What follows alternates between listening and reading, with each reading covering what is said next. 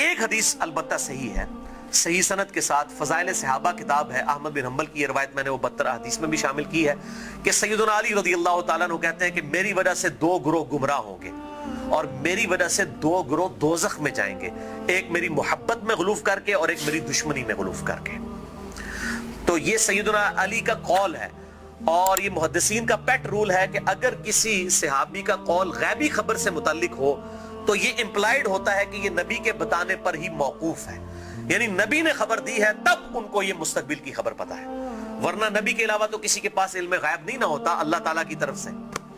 کوئی اور شخص تو یہ دعویٰ نہیں کر سکتا میرے اوپر وہی نازل ہوتی ہے، تو نبی کو جتنا اللہ تعالیٰ علم غیب دیتا ہے، غیب پر اطلاع دیتا ہے، وہ امت تک پہنچا دی جاتی ہے۔ تو سیدنا علی جب یہ قول بیان کر رہے ہیں تو یقیناً یہ موقوف ہے نبی صلی اللہ علیہ وسلم کے بتانے کے اوپر۔ تو یہ 2 ایکسٹریم رویے امت میں آج تک موجود ہیں، لیکن اب مسئلہ یہ ہوتا ہے کہ چونکہ فرقہ واریت ہو جاتی ہے تو اہل سنت سے اگر آپ پوچھیں گے وہ کہیں گے جی وہ جس دوزخ میں جس گروہ نے جانا ہے نا وہ یہ رافضی شیعہ ہے، دیکھیں سیدنا علی کے بارے میں کتنا غلو کرتے ہیں۔ اچھا آپ شیعہ سے جا کے پوچھیں وہ کہیں گے جس بندے جنہوں نے حضرت علی کی دشمنی میں دوزخ میں جانا ہے وہ اہل سنہ ہے۔ یہ دیکھیں کہ یہ حضرت علی کی جب شان بیان ہونی شروع ہوتی ہے تو یہ شیعت کا فتویٰ لگا دیتے ہیں، ٹھیک ہے۔ تو یہ دونوں ایکسٹریم رویے ہیں۔ اہل سنت کے ہاں بھی ناسبی موجود ہیں جو سیدنا علی سے بغض رکھتے ہیں، آج تک موجود ہیں، اور ان کی زیادہ تر تعداد جو ہے وہ اہل حدیث اور دیوبند مکتبہ فکر کے اندر موجود ہے۔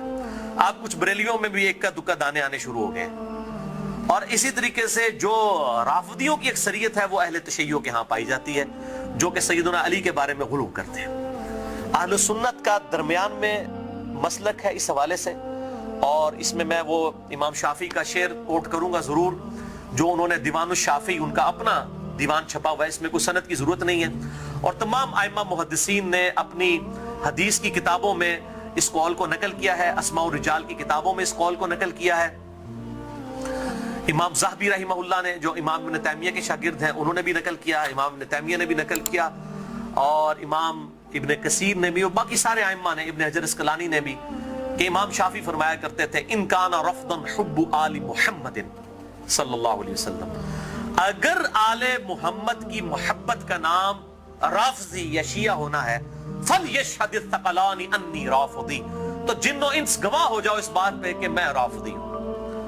کہ اگر سیدنا علی سے محبت کا نام شیعہ ہونا ہے اور تم مجھے بلیم کرتے ہو کہ میں علی سے محبت کیوں کرتا ہوں، آل محبت سے محبت کیوں کرتا ہوں، اس کی بنیاد پہ تم مجھے شیعہ کہتے ہو، تو گواہ ہو جاؤ میں شیعہ ہوں۔ اور میں نے اس میں پھر ایڈ کیا کہ اگر آج امام شافعی زندہ ہوتے تو میں کہتا کہ شیخ صاحب آپ میرے بھی کچھ اشعار اس میں ایڈ کر لیں۔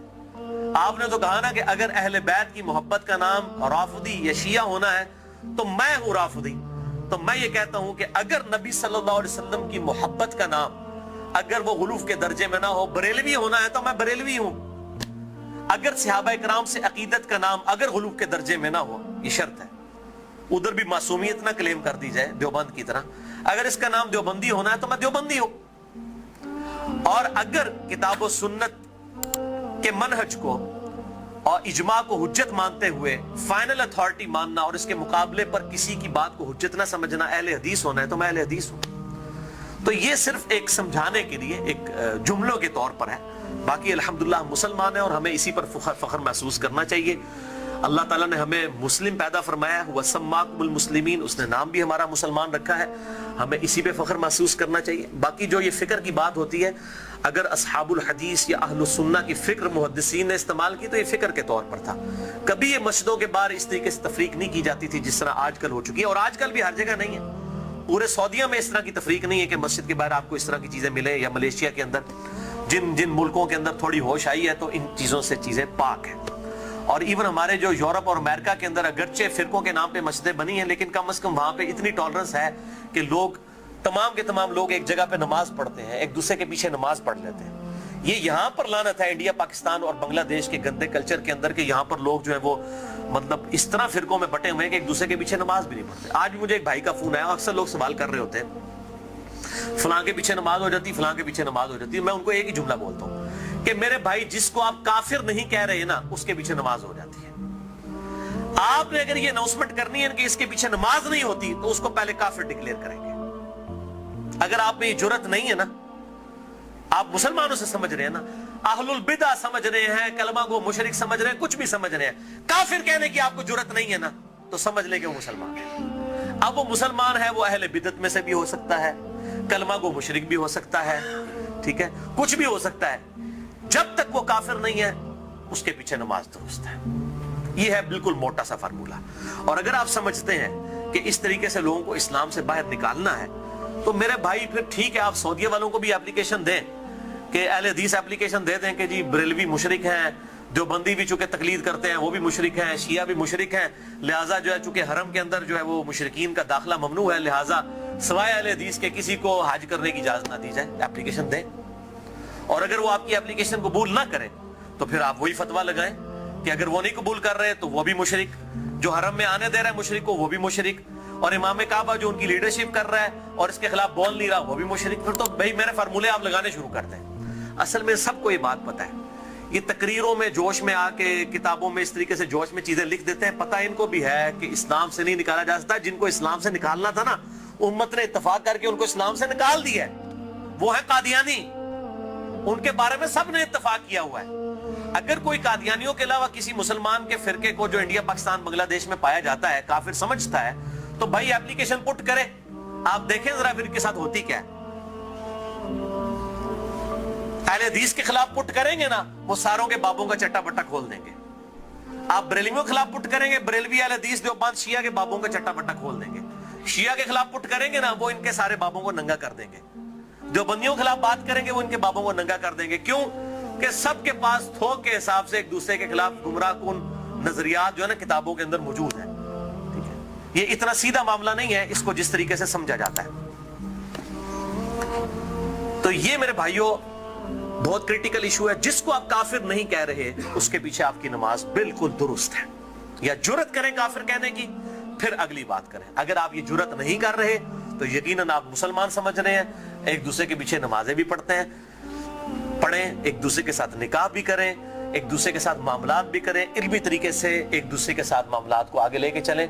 बाकी तो हालत ये हो चुकी है मेरे भाई के यहां तो एक फिरके के जो लोग हैं उनमें कितनी पार्टी बाजी है। एक घर के अंदर एक फिरके के लोग हैं, उनमें पार्टियां मौजूद हैं। कोई एक जमात के साथ है, कोई दूसरी जमात के साथ है। वो कहता जी कुर्बानी दी खाल मैं उन्होंने देनी है, वो कहता मैं उन्होंने देनी है। और मौलवी दा वास चले तो तुम्हारी भी खाल के ला के लै जाए ईद वाले दाड़े।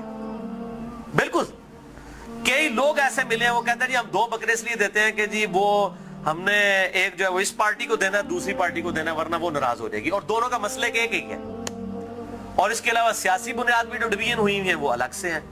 तो डिवीजन तो बहुत ज्यादा है। और फिर कहते हैं जी वो हम आपस में एक दूसरे को गुमराह तो नहीं समझते, गुमराह नहीं समझते। तो मेरे भाई एक दूसरे का इस लेवल तक आप रद्द करते हैं कि मस्जिदें छीन लेते हैं एक दूसरे से। अगर गुमराह समझ रहे तो तभी मस्जिद छीनते हैं ना। मस्जिद क्यों छीनी जाती है कि मेरे वाले करें? तो या सीधा सीधा पब्लिक को बताएं कि ये मस्जिद जो है ये हमारे चंदे बटोरने के अड्डे हैं। तो चूंकि इधर से हमने चंदे बटोरने होते हैं, आपकी चमड़ियां उतारनी होती हैं, इसलिए हम मस्जिदें आपसे छीन रहे होते हैं। तो बताएं पब्लिक को, यही बात हो सकती है ना। तो या फिर अगर ये नहीं कह रहे तो आप ज़ाहिर है दूसरों को गुमराह समझ रहे हैं। गन पॉइंट के ऊपर एक दूसरे की मस्जिदें छीनते हैं, लड़ाइयां करते हैं और फिर कहते हैं जी हम एक ही हैं। कोई एक नहीं होते मेरे भाई। देवबंद का ममाती गिरोह, हयाती गिरोह, इतने एक्सट्रीम इख्तिलाफात हैं आप सोच भी नहीं सकते। बरेलवियों के अंदर आप आ जाएं, दावत इस्लामी को देख लें और डॉक्टर तैयब कादरी साहब और सैफियों की पार्टी जमीन के आसमान की इख्तिलाफात है। अहले हदीस के अंदर आप आ जाएं, वहां पे जमात दावा को देख लें, जमीयत अहले हदीस को देख लें, जमीन आसमान की इख्तिलाफात है। मैं तो मतलब जिन्होंने कहते ना कि पंजाबी मुहावरा दाइयां को नहीं टेढ़ छुपे होते हैं। मैं तो सारे नाल रहा, मुझे तो पता है इनकी सबकी क्या सूरत हाल है। चंदों की बुनियाद के ऊपर लड़ाइयां होती हैं और बाज़ औक़ात जो है वो असला तक निकाल लिया जाता है, मस्जिदों के ऊपर कब्जा कर लिया जाता है, मस्जिदें बंद हो जाती हैं। हमारे खुद इस्लामाबाद में एक अहले हदीस की मस्जिद 1 साल तक बंद रही है, सिर्फ 2 पार्टियों के झगड़े की वजह से। और फिर अल्टीमेटली जो है वो बड़ी मुश्किल के साथ इशू जो है वो रिजॉल्व हुआ। और इस हद तक हो गई कि इमाम मस्जिद को धमकी लगाई जाती थी, अगर तूने उधर जाके इमामत कराई ना तो तेरी लता पान देंगे, इस लेवल तक। और उस मस्जिद के दाएं तरफ एक पार्टी ने खैमा लगाया, बाईं तरफ एक पार्टी ने खैमा लगाया, दोनों जो है वो नमाजें पढ़ा रहे हैं और दोनों ने अब स्पीकर लगाए हुए हैं और एक दूसरे की तरफ रुक किए हुए, नमाजी अंदर 4-5 ने। ये हालत है मौलवियों की। तो मैं ये समझता हूं कि इस्लाम के खिलाफ सबसे बड़ी साजिश जो है ना ये उलमा है। और ये बात मेरी बुरी ना मानिएगा, सूरह अल-अराफ के अंदर अल्लाह ताला ने आयत नंबर 175 ऑनवर्ड अगर आप पढ़ना शुरू करेंगे तो अल्लाह तबारक व तआला ने उलमाए सू की मिसाल जो है कुत्ते की सी दी है। अल्लाह ताला माता है, ये जो उलमा, बलआम बिन बाऊरा एक बहुत बड़ा आलिम था यहूदी, उसकी मिसाल अल्लाह ताला ने दी है कि इसकी मिसाल कुत्ते की सी है कि इसको कोई चीज मिलती है तब भी ये जुबान हाँफता रहता है, ना मिले तब भी हाँफता रहता है, कि वो लालची है ना। यानी कुत्ते का काम ही है कि वो लालच में जुबान बाहर निकाल के रखे, चाहे पेट भरा हुआ हो या ना हो। उलमा की मिसाल अल्लाह ताला ने कुत्ते की दी है कुरान हकीम के अंदर। आप अंदाजा करें कितनी सख्त मिसाल है। हम भी ये बात करते हैं, पंजाबी जी मुहावरा है, कुत्ती चोराना रली है, सुने ना। यानी चोर से बचाने के लिए, घर की हिफाजत के लिए कुत्ता रखा जाता है। जब कुत्ता ही चोरों को बताना शुरू कर दे कि फलां कीमती माल फलां जगह पे इसको लूट लो, तो इसको पंजाबी में कहा जाता है कुत्ती चोराना रल गई है। यानी कुत्ता जो है वो उल्टा चोरों के साथ मिल गया है। हमारे उलमा की भी मिसाल यही है। वो उलमा जो अपनी पब्लिक को ये कह रहे हैं कुरान और सुन्नत डायरेक्ट ना पढ़ना, गुमराह हो जाओगे, तो ये इससे बड़ी क्या दुश्मनी है। हम गैर मुस्लिम को कैसे कुरान पेश करेंगे अगर हम अपने मुसलमान भाई को ये कह रहे हैं कुरान डायरेक्ट ना पढ़ना, गुमराह हो जाओगे। क्यों कह रहे होते हैं? क्योंकि उनको पता है कुरान में वो कुछ लिखा है जो हमारे कीदों, हमारे बाबों के कीदों के खिलाफ है। अगर ये बात करेंगे तो गुमराह ही होगा ना। तो ये जो पट्टी पढ़ा रहे हैं, मुझे पता है इससे बड़े इस्लाम के दुश्मन कौन है। अब आप इनकी पगड़ियों से, दाढ़ियों से, तस्बीहों से, इनकी शक्लों से धोखा ना खाएं। इस्लाम के बहुत बड़े दुश्मन हैं ये लोग। अल्लाह ताला इनके शर से महफूज फरमाए। तो बात कहां से कहां निकल गई। अल्लाह ताला फरमाता है हमने माँ बाप, इनको माँ और बेटे दोनों को जहान वालों के लिए बहुत बड़ी निशानी बनाया था। इन्न हादिही उम्मतुकुम उम्मतम वाहिदा, ऐ नबियों के मानने वालों, ये सब की सब उम्मतें, तमाम नबियों के पैरोकार और अंबिया की तालीमात एक ही थी। व अना रब्बुकुम फअबुदून, और मैं तुम्हारा रब हूं, बस मेरी ही इबादत करो। यानी ईसा, मूसा, इब्राहिम, नूह अलैहिमुस्सलाम और मोहम्मद रसूलुल्लाह सल्लल्लाहु अलैहि वसल्लम, ये एक ही दरख्त की शाखें हैं, एक ही दरख्त के फल हैं। ये कोई डिफरेंट तालीमात नहीं है, बुनियादी अकायद सेम है। हाँ, वक्त के साथ साथ अल्लाह ताला ने शरीयत के अंदर कुछ तब्दीली की, लेकिन बुनियादी अकीदा तौहीद सब का सब एक, और वही अल्लाह ताला ने बात कर दी। व अना रब्बुकुम, और मैं हूं तुम्हारा रब, फअबुदून, बस मेरी इबादत करो। व तक़त्तअू अम्रहुम बैनहुम, मगर लोगों ने पारा पारा कर दिया आपस में दीन को। कुल्लुन इलैना राजिऊन, सब के सब को लौट कर हमारे पास आना है। अल्लाह ताला माता है हमने एक दीन दिया था, लेकिन लोगों ने फिरके बना लिए। एक तो ये अंबिया के नाम पर ये तकसीमें हुई, और बाद में फिर नबियों के मानने वालों में भी बुजुर्गों के नाम पे तकसीमें हो गई। यानी आज ईसाई, यहूदी और मुस्लिम्स नबियों के नाम के ऊपर अपने आप को डिवाइड किया हुआ है ना, हालांकि तालीमात एक है। और हम क्यों अपने आप को बेहतर समझते हैं? हम किसी नबी का डिनाई नहीं करते। ला नुफर्रिकु बैना अहदिन मिन रुसुली, हम ईमान लाने में किसी नबी में फर्क नहीं करते। लेकिन यहूदियों को देखें, हजरत ईसा का इनकार करते हैं, मोहम्मद रसूलुल्लाह का इनकार करते हैं सल्लल्लाहु अलैहि वसल्लम। ईसाइयों को देखें, हजरत मूसा को भी मान रहे हैं, हजरत ईसा को भी मान रहे हैं, हमारे नबी का इनकार कर रहे हैं। तो उन्होंने अपनी पगडंडी अलग कर ली है। और हमें क्या तालीम दी गई कि हम ईसा अलैहिस्सलाम को भी वैसा ही पैगंबर मानते हैं जिस तरह के अपने महबूब सल्लल्लाहु अलैहि वसल्लम को मानते हैं। हमारे नजदीक नबी सल्लल्लाहु अलैहि वसल्लम का इनकार करने वाला भी वैसे ही काफिर है जिस तरह किसी एक पैगंबर का इनकार करने वाला काफिर है। सेम ये अल्लाह ताला ने। लेकिन फिर उम्मत के अंदर क्या हुआ? नबी सल्लल्लाहु अलैहि वसल्लम तो चले गए, और आप सल्लल्लाहु अलैहि वसल्लम के बाद वक्त जब गुजरता गया, लोगों ने अपने बुजुर्गों, बाबों के नाम के ऊपर फिरके खड़े करना शुरू कर दिए। उसमें बुजुर्गों का कसूर नहीं था। यानी इमाम हनीफा, इमाम शाफी, इमाम अहमद बिन हंबल, इमाम मालिक रहमहुल्लाह अजमईन अलैहिमुस्सलाम रदियल्लाहु अन्हुम अजमईन, उनका कोई कसूर नहीं है। उन्होंने कहीं नहीं कहा कि हमारे नामों के ऊपर आप फिरके बनाए, अपने हमारे नामों के ऊपर चीजों को डिवाइड कर दें। उनकी कहीं ये तालीमात नहीं थी। उनकी तालीमात तो ये थी कि अल्लाह और उसके महबूब सल्लल्लाहु अलैहि वसल्लम को फॉलो किया जाए, अल्लाह और उसके महबूब सल्लल्लाहु अलैहि वसल्लम की तालीमात को लेकर चला जाए। उन्होंने कहीं नहीं कहा कि हमारे नामों के ऊपर आप फिरके बना लें। तो मैं उनको कंडेम नहीं कर रहा। आज जब हम ईसाइयों को कंडेम करते हैं, माअज़ल्लाह अस्तगफिरुल्लाह, हमें कभी गुमान भी नहीं होता कि हजरत ईसा अलैहिस्सलाम की हम तौहीन कर रहे हैं। हम तो कह रहे होते हैं क्रिश्चियनिटी गलत है, ईसा अलैहिस्सलाम तो वजीहन फिद दुनिया वल आखिरह, उनका कौन इनकार कर सकता है? उनसे तो हम मोहब्बत करते हैं, उनकी मोहब्बत को हम अपने ईमान का हिस्सा समझते हैं। लेकिन इन बुजुर्गों के नाम के ऊपर फिरके बनना शुरू हुए, फिर आगे चलता रहा काम यहां तक पहुंचा कि अब आप देखें कि इस हालत तक बिगाड़ आ चुका है कि इंडिया पाकिस्तान के अंदर एक इमाम हनीफा रहमहुल्लाह के नाम पे फिरका बनाने वाले लोगों की अपनी हालत ये हो गई है, उन्होंने अपने इधर जो 14वीं सदी के दो बाबे थे उनके नाम के ऊपर फिरके बना लिए, बरेलवी और देवबंदी। दोनों अपने आप को हनफी कह रहे हैं। دونوں اپنے آپ کو کہہ رہے ہیں کہ ہم امام حنیفہ کے پیروکار ہیں، اور دونوں ایک دوسرے کو ماشاءاللہ کافر بھی سمجھتے ہیں، گستاخ رسول بھی سمجھتے ہیں، مشرک بھی سمجھتے ہیں، ایک دوسرے کے پیچھے نمازیں پڑھنے کے قائل نہیں ہیں، اور اسی نام کے اوپر انہوں نے مسجدیں بھی الگ کر لی ہوئی ہیں، اور اس حد تک کہ آپ مسجد کے بارے میں دیکھتا ہوں لکھا ہوتا ہے اہل سنت والجماعت، بریکٹ میں لکھا ہوتا ہے حنفی، پھر آگے مزید بریکٹ لگائی ہوتی ہے دیوبندی. یعنی آپ دیکھیں کہ کس لیول تک ڈیوائیڈ کر دیا، کس لیول تک ڈیوائیڈ کر دیا امت کو.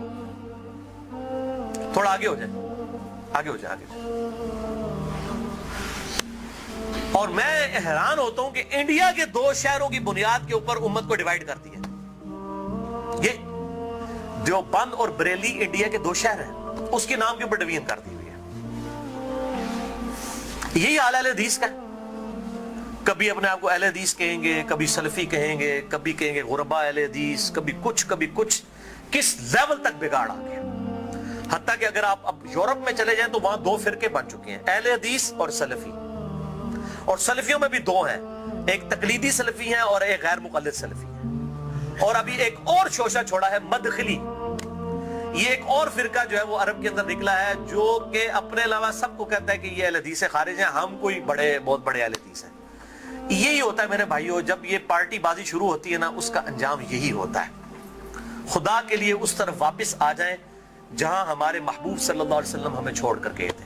ہوا سماکم المسلمین من قبل وفی ھذا. اللہ کے پیغمبر ابراہیم علیہ السلام نے اس قرآن کے نزول سے پہلے تمہارا نام مسلم رکھ دیا تھا، اور اس کتاب میں وفی ھذا اللہ نے بھی انڈورس کر دیا اپنے آپ کو مسلمان کو. کیوں اپنے آپ کو ڈیوائیڈ کرتے ہو؟ کس لیول تک ڈویژن کرو گے؟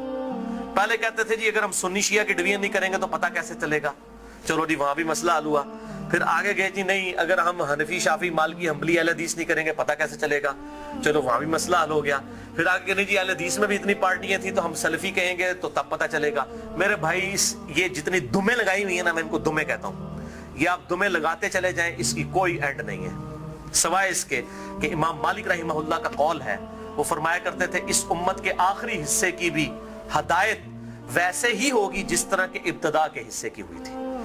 صحابہ اکرام علیہم رضوان، اہل بیت، بریلوی، دیوبندی، اہل حدیث، شیعہ، اہل سنت اس تفریق سے بہت بالا تھے. آج بھی الحمدللہ وہ مسلمان اس پیٹرن کے اوپر. مجھے کہتے ہیں لوگ جی وہ آپ کس فرقے سے ہیں؟ میں کہتا ہوں جی میں اس گروہ میں شامل ہوں. فرقہ تو ہے ہی اسلام میں حرام، ٹھیک ہے. اللہ تعالیٰ نے واضح طور پہ فرما دیا ہے کہ ان الذین فرقوا دینہم وکانوا شیعا لست منہم فی شیء. اے نبی جنہوں نے دین میں فرقے بنائے اور اپنے آپ کو گروہوں میں بانٹ لیا، آپ کا ان سے کوئی تعلق ہی نہیں ہے. سورۃ الانعام آیت نمبر 159. اس طریقے سورہ آل عمران کے اندر ہے واعتصموا بحبل اللہ جميعا ولا تفرقوا. اللہ کی رسی یعنی قرآن کو، صحیح مسلم میں آتا ہے غدیر خم کی حدیث میں کہ یہ قرآن ہے اللہ کی رسی، اس کو مضبوطی سے پکڑ لو، فرقوں میں مت بٹو. پھر پوچھ رہے ہوتے ہیں فرقہ کون سا ہے، تو میں پھر آخر میں تنگ آ کے کہتا ہوں میرے بھائی میرا وہی گروہ ہے جو صحابہ کرام کا تھا. اگر صحابہ بریلوی تھے تو میں بریلوی ہوں، اگر صحابہ دیوبندی تھے تو میں دیوبندی ہوں، اگر صحابہ اہل حدیث تھے تو میں اہل حدیث ہوں، اگر وہ شیعہ تھے تو میں شیعہ ہوں. کہتے ہیں نہیں جی صحابہ تے مسلمان ہی سن، لیکن ہون لوڑ پیندی ہے. تو میں کہتا ہوں میرے بھائی آج ضرورت کس طرح پڑ رہی ہے؟ اگر آج ضرورت پڑ رہی ہے تو نبی صلی اللہ علیہ وسلم کا کام تھا یہ امت کو بتا کے جاتے کہ میرے بعد یہ ہوگا، تو جو اس فرقے کا نام ہوگا وہ صحیح ہوگا. بتائیں. صرف ایک بات آپ نے فرمائی، الجماعہ کو پکڑ لینا، امت کی مین سٹریم کو. اور میں آپ کو بتاؤں امت کی مین سٹریم جو ہے نا، عام مسلمان، وہ فرقہ واریت سے بالکل لا تعلق ہو چکا ہے. اور خصوصاً ابھی جو نیو مسلم ہے وہ اپنے آپ کو مسلمان محسوس کرنے میں ہی فخر محسوس کرتے ہیں الحمدللہ. تو اللہ تعالی ہمیں توحید پر بھی کاربند رکھے اور توہین رسالت سے بھی بچائے. نبی صلی اللہ علیہ وسلم کی سچی عقیدت نصیب فرمائے.